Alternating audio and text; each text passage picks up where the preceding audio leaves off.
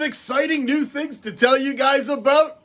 Got some projects on the way. Those are secret. You don't get to know about those yet. But I thought today I'm going to show you guys all the new things that have arrived in the realm Natura. We got all sorts of new critters, maybe some other stuff. Let's take a peek. So when we look, it doesn't really look like much has changed. Oh, there's a couple of changes. But basically I've gone and done some more rehouses. But one of those is new. The one that doesn't have a label. That girl's new. And that's not new, it's just been rehoused. But those are two new enclosures that I got, and I'm kind of on the fence about them. No disrespect to the individual that'll brand and stuff, just for my applications. But those animals are kind of new. There's a couple more behind me, but look at these two things. These are incredible. These are two gigantic orchids that I've gotten. I've gotten a lot of new growth. I forgot about them because they were upstairs in the window, but I was going away, so I brought them down here. They work just as well here. Still, it's a southern exposure, eastern exposure. I noticed I was getting some burns on it when it was facing full south in the summertime, but we got lots and lots of new growth. Here's a new growth here, a new growth here, and on this one here, there's a nice big new growth here. So it's looking really, really good. What are they? One of them is a Laelia purpurata, which is an incredible orchid from Brazil. What an idiot! And the other one is a gigantic Cattleya rex, which has an incredible flower. And these two things hopefully are going to be part of that orchid wall, or that jungle wall, we'll call it. But I got a couple other really cool plants to show you. Well, this whole thing's still just an absolute mess, but it just needs to be cleaned up a lot. The Nepenthe's coming back so fast and furious, it's literally just growing in the moss. It's got pictures all over the place. It's actually separated into two separate plants. That wasn't really why I wanted to show you. You guys already saw the two Bolletii that I picked up on that plant shopping video. They're doing fine, but these are the two highlights for you. Check out that. Check out that massive leaf. This is Esqueleto. This is Monstera Esqueleto. That leaf is bigger than my head. It's just huge. And then, the always beautiful, the Monstera Thai constellation. Two big, huge, chunky plants. Hopefully, I know the Thai constellation definitely would go on the jungle wall. The Esqueleto, I'm not certain. That one needs a slightly more high humidity, so we're going to just keep it in here for a little while right now. Obviously, the wall's not ready, but I just had to show you guys. Aren't those super cool? Now let's get to all the creepy crawly stuff. I got some new centipedes. You guys know how much I love my centipedes. This one is basically a Scolopendra, and it looks like Polymorpha, but it was just sold as Scolopendra tiger. So not really 100% certain on it. The identity of a lot of different centipedes, especially when they're wild caught, is for a lot of speculation.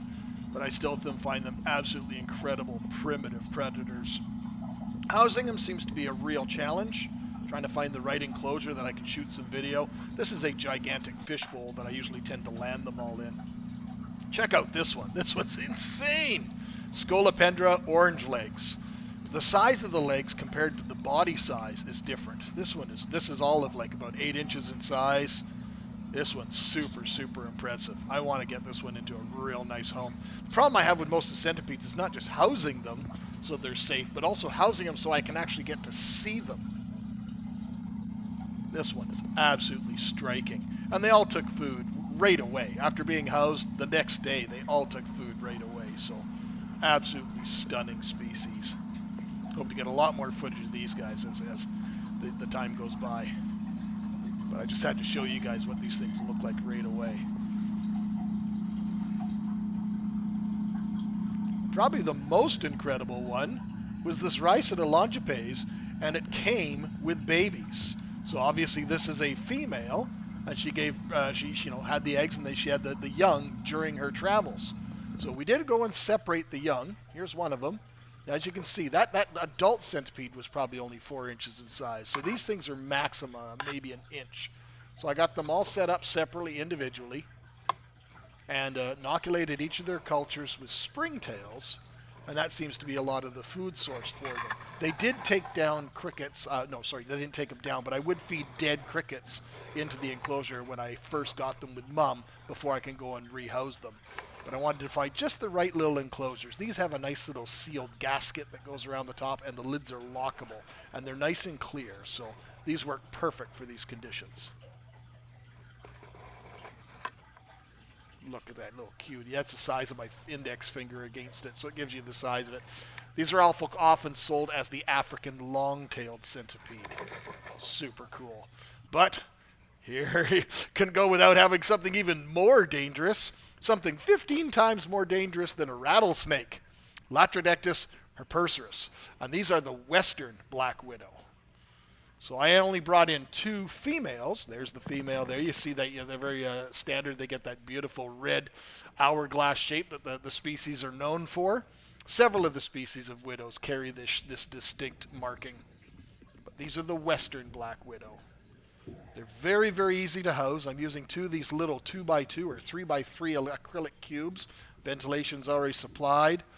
I put a little bit of moss, a little bit of substrate, and some little branches, and they're very, very easy to house. They are absolutely fascinating things. They did have males available at Tarantula Canada when we placed the order. Here's one. I already fed them, and they all ate right away. Everybody ate right away, so you couldn't ask for anything better. They did have males available, I was mentioning, but I really don't want to breed this species and have thousands of young of something this dangerous in the house. They're easy to care for and easy to keep. Now, one other item that we got was absolutely minuscule. This is probably the smallest pill vial you could get. And this is a little tiny species of huntsman spider. As you can see by the picture, this huntsman spider blossoms into a truly incredible species. It's native to Malaysia, Java, India, Vietnam, Sumatra, and Borneo. And it readily took little pinhead critters with vigor. There's a beautiful girl. The beautiful OBT, the much feared OBT. I've been bitten by one of these before years ago, and I can tell you they've definitely earned the moniker. Gorgeous spider nonetheless. So as you guys can see, there's been lots and lots of stuff happening behind the scenes. Got some incredibly new animals. These incredible Latrodectus are absolutely stunning animals. This one's actually molted. You've seen that they've already been eating. This one has its food sitting there hanging in its little food web. Absolutely incredible animals. Everybody's been rehoused. Everybody's been good to go for all the new animals, but we still have lots and lots of the other animals that still need to be rehoused. We're not done. We're nowhere near done. There's always work to be had. What? Baby centipedes? So cool. Got them rehoused. Centipedes are without question some of the most challenging animals to house properly, safely, not only for the animal, but also for you. Because, some of these animals are highly, highly venomous. So to make sure that they're safe, you want to make sure a nice, secure type habitat, but you also want something that's actually viewable. So I'm really excited about all the new animals that we've gotten in the lair. Hope you guys are too. Till next time, guys, take care.